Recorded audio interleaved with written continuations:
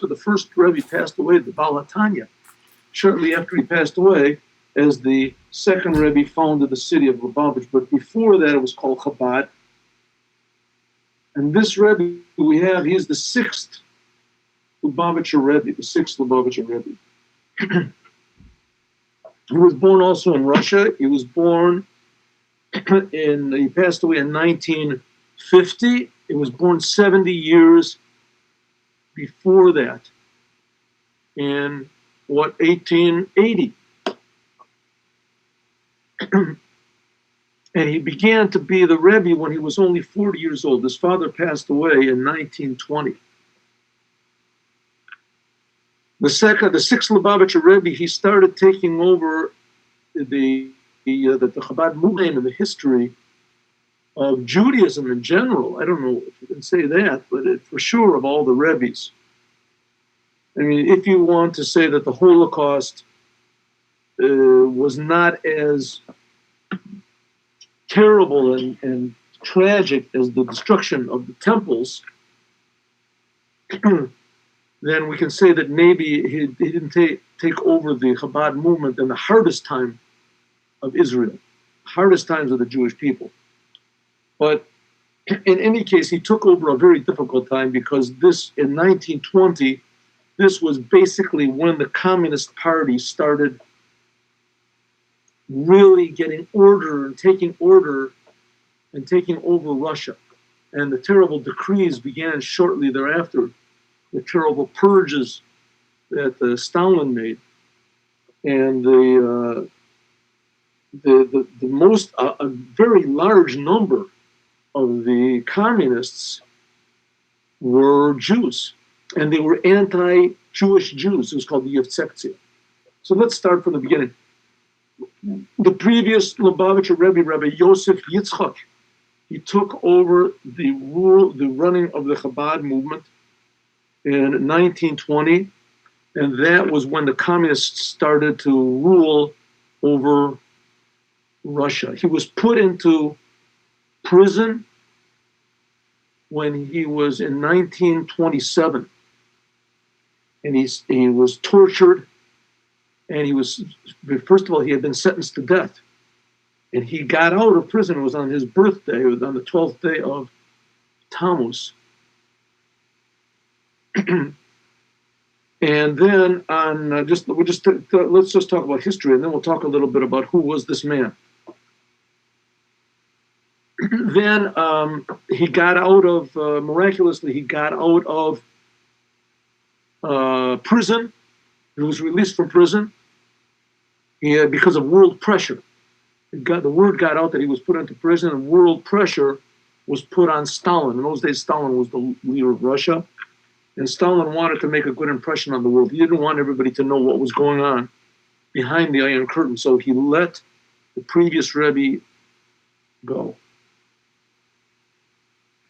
And the previous Rebbe went from there, he went to Riga, and very shortly thereafter, he went to Poland, to Warsaw, Poland. And that was his daughter got married to the next Rebbe, who was going to be the next Rebbe.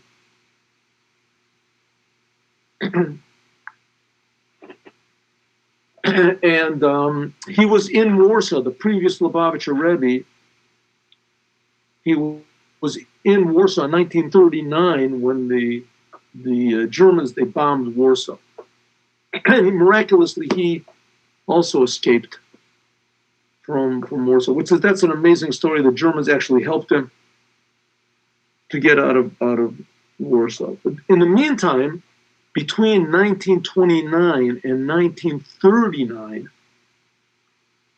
as he managed to visit America for about a year, he was in America, he was in Chicago for a while, and he was in New York, and that's where he founded the whole, sort of staked out the whole place of America, because America was going to be the place where all the Jews were going to be going.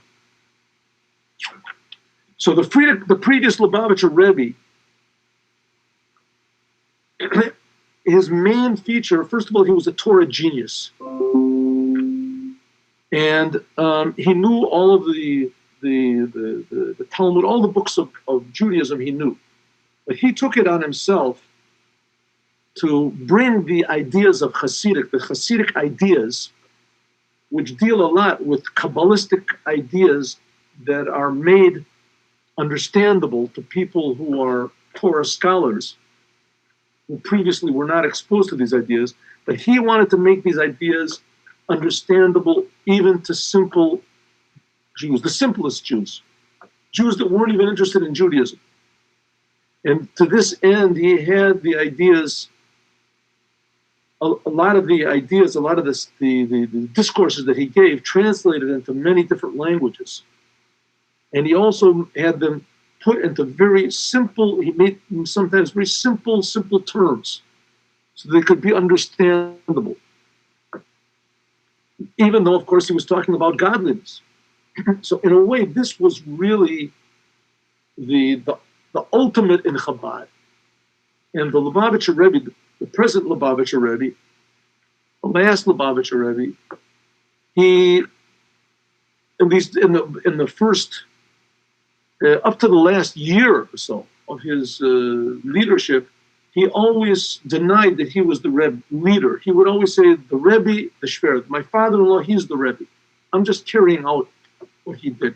And really, it's really makes sense what he was saying, because the previous Lubavitcher Rebbe had a degree of self-sacrifice that you can only really compare to like Abraham, Isaac. Every single instant of his life was simply self-sacrifice in order to help other Jews, whether physically or spiritually, spread out the ideas of Hasidus, spread out the ideas of Torah. And interestingly enough, he was not appreciated by the other Jewish groups. The other Jewish groups, the other Jewish leaders, they were not in favor of this idea of what they called cheapening Judaism, making Judaism available and approachable to all Jews, and to try to learn merit on all Jewish people. And the previous Rebbe, he was of the opinion that a father loves all of his children no matter what, and all of the Jewish people are the children of God, and somebody has to be the spokesman for God. Of course, we're not talking about watering down the Torah. This is also another very great achievement of the previous Lubavitcher Rebbe. He did not water down the Torah. He did not make the Torah concessions in the Torah. The Torah he presented in its full glory with all of its exactness. But he told Jews that you don't have to accept everything at once. You can accept things little by little with the goal, even one commandment that you do, you grasp the whole essence of the Torah, but no Jew in his essence wants to do anything less than all of the Torah. Every Jew wants to do all the Torah.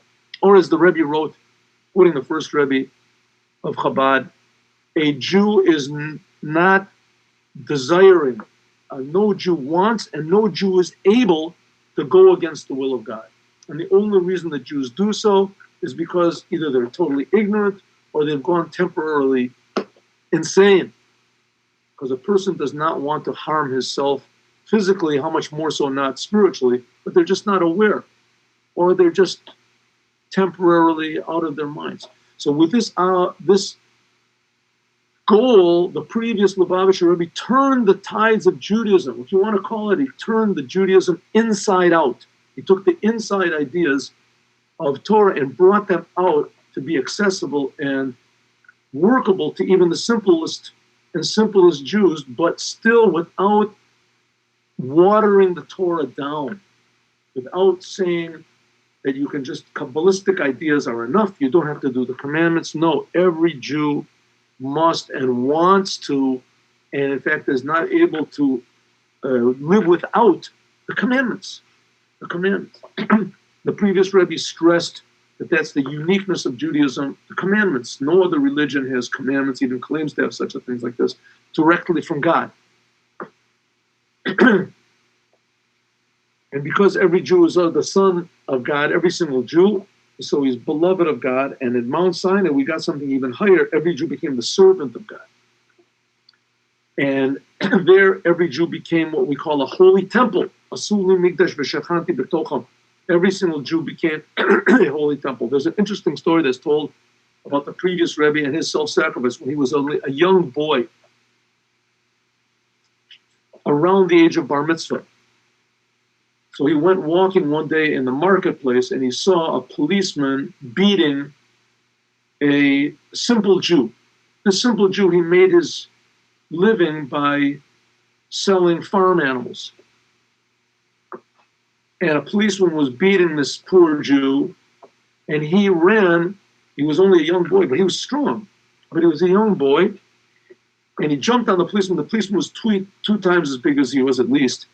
And he knocked the policeman down. Russian, we're talking about Russian. He's a Jewish boy.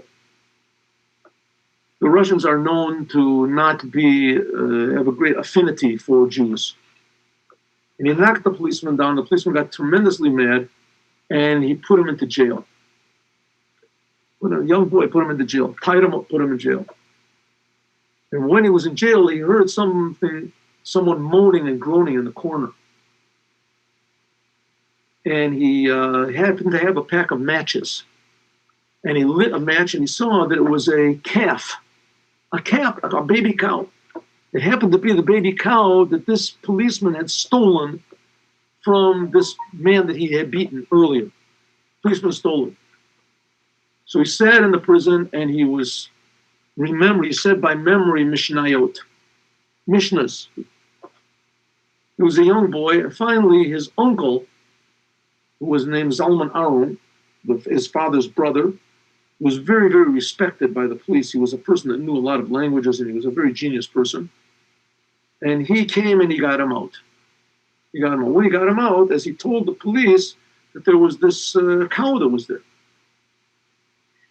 And they looked and they searched, and sure enough, they found this cow was there, and they made more of a search, and they discovered that this policeman had taken the cow. And he had put it there and tied it up, thinking that after he disposed of everything, he would take the cow home and he would sell it or do whatever he wanted to. The policeman was severely punished.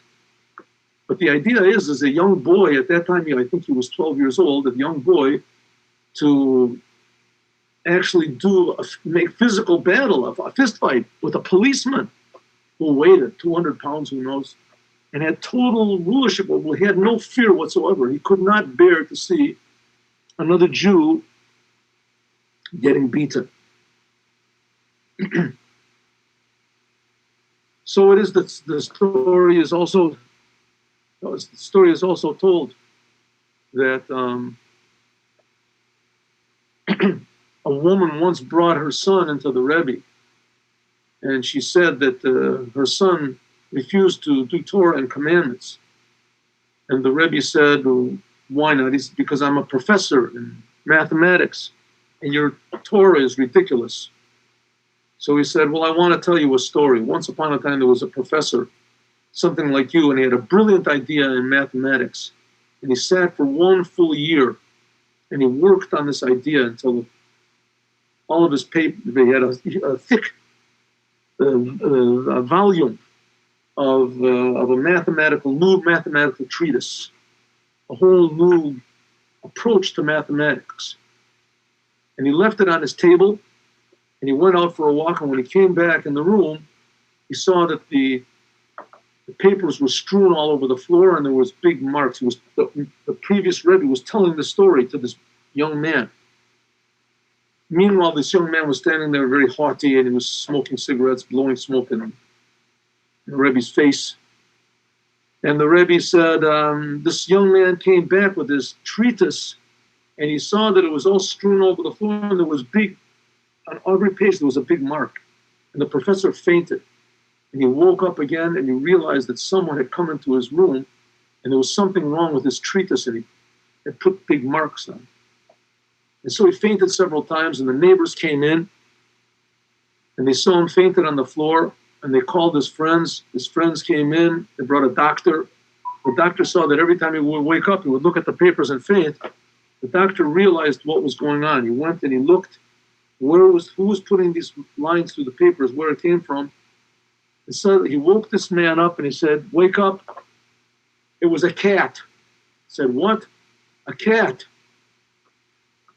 Meanwhile, the previous Rebbe is telling this story to this young man. Are you listening to the story? He says, "Rabbi, that's the most stupid story I ever heard." So let me finish the story. He said, "A cat? What do you mean a cat?"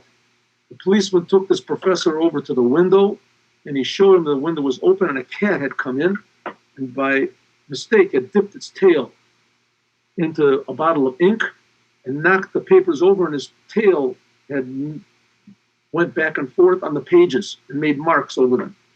And the professor said, "Oh, it was only a cat, and he started laughing. And the previous Rebbe said, "That's the end of the story." So the young man said, "That's the most stupid story I ever heard." The Rebbe said to him, "My friend, a cat has more understanding of mathematics than you have of the Torah. Mathematics was written by a creation, a human being. A cat is also a creation, but God is the creator. You think that you put lines through the Torah, that's going to really have an effect. I laugh at you more than the professor laughed at the cat." They say that the young man suddenly realized that what the Rebbe was saying, he really meant it. And that's exactly how the Rebbe looked at the Torah. In other words, the Torah, on one hand, you must understand it, but you must understand that it's totally not understandable. That what we do understand is a miracle. And it's just godliness showing itself through the Torah. The Rebbe stood up against communist Russia. No one dared to even speak about it, to do anything about it. And the Rebbe also spoke against communism. And he also not only thought, but spoke and also did against communism, to this point where he established schools for young children all over Russia. And eventually, like I say, he was caught in communist Russia. The schools there, we've talked about this before, were at the most 5, 6 children, because any more they would get caught. Hundreds of children spread out through Russia, and the Rebbe had to collect money for this. But nevertheless, he had absolutely no fear. And they came to the Rebbe and they said, "Rebbe, you're allowed to give your life in Judaism for 3 things. You're supposed to give your life rather than kill someone else, rather than worship idols, or rather than having a forbidden sexual relationship for a person to have relations with his mother or with a married woman. For those things you're supposed to give your life rather than do. But you're not allowed to give your life for teaching Torah." And the Rebbe said, "I don't care if I get punished. I don't care if I lose this world or if I lose the next world. The Jewish children are going to know the Torah." And this was something that was through a thread through his whole entire life. Total self-sacrifice so the Jewish people would learn the Torah and learn unadulterated Torah, pure Torah. And Torah at the highest levels, but beginning even from the most simple levels. When the Rebbe was taken once into interrogation, so he said to his captors, they wanted him to sign something. He said, "I'm not going to sign it." So they took a gun and put it to his head. And they said, "This little toy has made people like you, religious people, do whatever you want." He said, "That little toy scares people who have only one world, this world. And they have a lot of gods. God of pleasure, the God of success, the God of this. He said, I have only one God, and I have 2 worlds, physical and spiritual. And they exist simultaneously. That gun doesn't scare me at all. You might be able to affect this physical world, but the spiritual world, the true world, you can't have any effect on whatsoever, that little gun." And they put the gun away. And in the end, he actually defeated Stalin's government, the only man to ever do it. And when they released him, they said, "Okay, you can go." The world pressure was so great. He said, "If it means that I'm going to have to travel on Shabbat, I'm not going to leave." The only person in the history of Russian prisons that was given permission to leave, and he didn't leave. He said, "I am not going to allow them to show that they rule over me even a little bit. Nothing whatsoever." And when they said they were going to release him, but they weren't going to release his books, he said, "Then I'll stay back. I'll stay behind." And they said, "Release all the books without checking them." This self-sacrifice, this brazen bravery that he had for the sake of Judaism, on the other hand, was balanced off by his tremendous humility and his unwillingness to make any sort of battles against people who didn't like him in Judaism. And he had a lot of enemies. The one who did fight the battles was his son-in-law. There was one person who said that spoke against the previous Rebbe when he was in America. And the Lubawitscher Rebbe said, if this person is speaking against my father-in-law, if he ever writes a book, I'll contradict everything that says in the book. And therefore, he never wrote a book. His name was Rabbi Aaron Kotler. Therefore, he never wrote a book. The Rebbe said, if you ever do, I'll contradict everything that's written in that book. The previous Rebbe did have a lot of enemies when he came to America, but he said, I came to America only to melt the ice of America. It was unheard of that Judaism would be proactive. It was a tremendous accomplishment for Judaism if they just held their own and they just kept as big a thick wall as possible between them and the rest of the world. And the Rebbe said, we're opening up Judaism. Judaism is supposed to be ruling the whole world. What does it mean, ruling the whole world? That everybody's supposed to be Jews? Exactly the opposite. All the non-Jews are supposed to do the 7 Noahide commandments, to drop all of their religions. The previous Lubavitcher Rebbe had no qualms about announcing this and speaking about it and teaching Torah at all the different levels that there could be, but still being very, very pleasant and very open and not trying to destroy anything of anybody else's, but rather just teaching. And that's the whole basis, the essence of Chabad Hasidut, is Darki Noam, Darki Sholem. The Torah is ways of peace and the ways of pleasantness, but at the same time, bravery without making any concessions in the essence of what Judaism is. The previous Rebbe fled Germany. It was on one of the last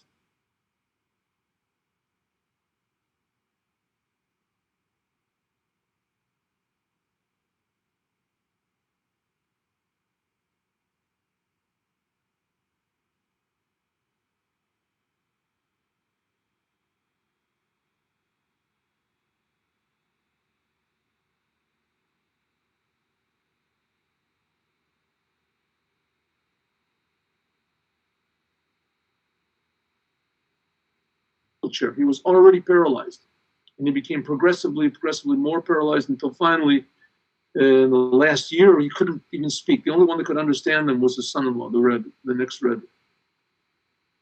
So when he passed away on Yud Shvat, he left behind a lot of works, but the main one that he left behind was a speech, we call it a mamar, that was supposed to be said. It's 20 paragraphs long. That was supposed to be said beginning on Yud Shvat. It was a mamar that he had really said in the early 20s, late 20s. And essentially what the mamar is saying is that every single Jew is a holy temple, and in order to activate this, we have to control ourselves and transform ourselves and even transform the whole world around us, not to be intimidated by the world or by anything else, but exactly the opposite, to transform darkness to light, to transform the world. That's our job, not to be affected negatively by the world, but opposite. We're supposed to be the ones that affect the world. And this is the power that he gave to his son-in-law. Next Wednesday, we're going to be celebrating the day that he passed away. And it happened in 1950, and it happened to be that 1 year later, the Lubavitcher Rebbe, his successor, his son-in-law, took over also being the Chabad, the next Chabad Rebbe. And he did everything that the previous Rebbe did, but he just increased in what was being done, spreading out Judaism. And that's the idea, to make the Judaism to fulfill the promise that God made Abraham when he made the bris, you'll be Av Hamon Goyim, that all of the world will recognize, Yakiru v'yedu kol yishvei teva, like we say every day 3 times in Aleinu, all of the world will recognize the oneness, the goodness, the closeness, the power, the kindness, the love of a creator in every aspect of his creation in every single moment. And this was really brought out and revealed by the previous Lubavitcher Rebbe. Therefore, his name is Yosef Ytzchak. Yosef means to add, and Yitzchak means happiness, tzchok. So it should be also the same with us, that our mouths should be filled with joy and happiness and meaning. So I advise all of you that you should read, if you can, the mimer. At least look through it, Bati Lagani. It's also translated into English. And there are customs that are done on Yud Shvat, on next Wednesday. Light a candle, to write a letter, to try to say the Mishnayot, if you can, of the Rebbe's name, Yosef Yitzchak, to hear the first 5 paragraphs of this Ma'amar, Bati Lagani, to be read, read it on, to talk about the greatness of the Rebbe and how he spread Judaism, especially to young children, to inspire them with his bravery, with his courage, with his knowledge, with his kindness, with his love, and his determination to make this world into a good place, a blessed place, a happy place, and a place that's void of all ignorance and full of awareness of how much God loves each and every one of us, and how each and every human being, Jew and non-Jew, are indispensable. So happy Yud Shvat to everybody. It's the day that the Mashiach is begun to be revealed. The Rebbe said a lot of times that the previous Rebbe, he was the Mashiach. He said it many times. He was the Messiah of our generation, and he'll raise up from the dead, and he'll lead us all. A lot of people say that the Rebbe was speaking about himself. However it is, Mashiach is something that is very, very, very, very, very close. And he'll make sense of all the pain and suffering that the Jewish people and also that the whole world has suffered up to now. So it'll be very, very amazing happiness that can cancel out all that confusion up to now. So happy Yud Shvat, everyone. I hope next week I won't be here, but I'll talk to Leo. Maybe we can figure out a way that we can continue this class with me in America, even for a short time. Maybe I can broadcast you from 770. We'll see how it works. So God bless you. Any of you that would like me to mention your name in 770 by the Rebbe on Yud Shvat, please email me your names and names of your loved ones, and I will very gladly mention you over there. I'll probably be also by the Ohel, by the burial place of the previous Rebbe. So please, God bless you all. Have a good week. Anyone has any questions, I'm more than happy to answer. But if not, Shavua Tov, everyone. Shavua Tov. Shavua Tov, thank you very much. Looking forward to hear from you, and hopefully we'll manage to make the show next week. Oh, that would be great. Very inspiring. Sure. Looking forward. Have a great and safe trip, and I will email you the names. Wonderful. Thanks. Shalom, everybody. Shalom. Shabbat Tov. Chodesh Tov. This is the Rosh Chodesh Shvat today. Rosh Chodesh Shvat. So have a good month and a blessed month. You should have a lot of good news and only good news with Mashiach now. Amen. Shalom. Signing out. Chodesh Tov.